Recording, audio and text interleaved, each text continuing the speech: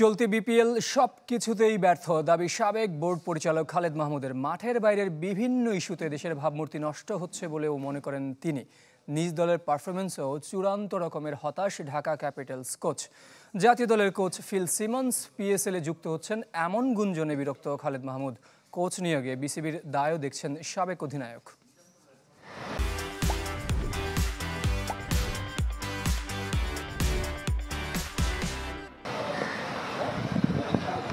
আসর থেকে সবার আগে প্রায় বিদায় নিশ্চিত ঢাকা ক্যাপিটালসের।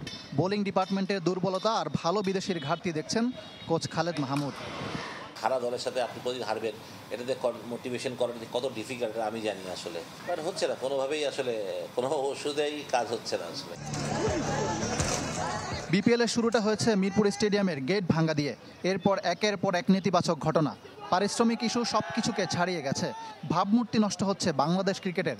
না পারলে বিসিবি কেন বিপিএল করছে সেই প্রশ্ন তুললেন সাবেক এই বোর্ড পরিচালক। যা হচ্ছে ভালো কিছু হচ্ছে না, এবং আমরা খুব একটা গুছাই যে বিপিএল টিকিটিং নিয়ে প্রবলেম, মানুষের চিল্লাচিল্লি। তো আমার কথা হচ্ছে আজকে বিপিএলে 6 ম্যাচ হওয়ার পর একটা দলের থেকে বলছে তারা খেলবে না, টিকিট তাদের প্লেয়াররা টাকা পায়নি। এটা তো আমাদের জন্য আসলে লজ্জাজনক। আমি যেটা জানতাম বিপিএলে একটা জিনিস ছিল যে আমরা মনে হয় যে ব্যাংক গ্যারান্টি দেয়, সেই ব্যাংক গ্যারান্টি কোথায়? বিসিবি কেন ব্যাংক গ্যারান্টি ভাঙিয়ে টাকা দিয়ে দিচ্ছে না? আমার কাছে বিসিবি তাহলে বিপিএল গভর্নরের কাছে রোলটা কি তাহলে? একের পর এক কোচ চলে যাওয়ার সবশেষ সংযোজন নিক পোথাস। শোনা যাচ্ছে পিএসএল এর একটা দলের সাথে চুক্তিবদ্ধ হয়েছেন হেড কোচ ফিল সিমন্স। জাতীয় দল ব্যবস্থাপনা ও কোচ নিয়োগের ক্ষেত্রেও কি ব্যর্থতার পরিচয় দিচ্ছে cricket board? Coaching is not in rocket science. আমাদের সালাউদ্দিন যেটা পারছে সেটা তো আর বিদেশি কি শিখাবে, বাড়তি কি শিখাবে?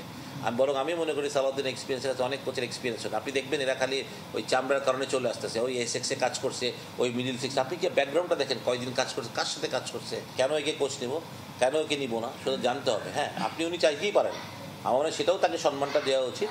কিন্তু এন্ড অফ দ্য ডে এটা বিসিবির কাজ, বিসিবি কাকে কোচিং প্যানেলে নেবে না নেবে। তবে চ্যাম্পিয়ন্স ট্রফির দল নিয়ে আশাবাদী খালেদ মাহমুদ। স্কোয়াডে লিটনের জায়গা হওয়া উচিত ছিল বলে মনে করেন তিনি। Liton is a class player. এটা দ্বিমত করার আমার মনে হয় বাংলাদেশে খুব কম লোকই থাকবে।